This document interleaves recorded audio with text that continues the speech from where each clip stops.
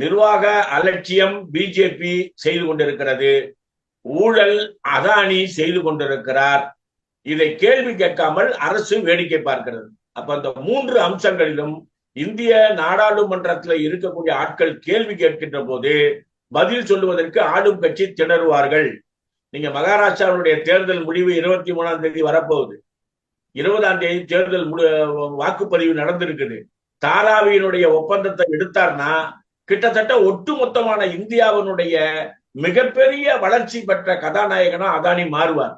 இவ்வளவு மோசமான ஒரு ஆளை இவர் பீரியட்ல கிட்டத்தட்ட ஒரு 14வது வருஷத்துல இருந்து 24வது வருஷம் 10 வருஷத்துல கடைசி 7 வருஷம் 450% மேலாக வருஷம் ஒரு முறை மேல ஏறாரு.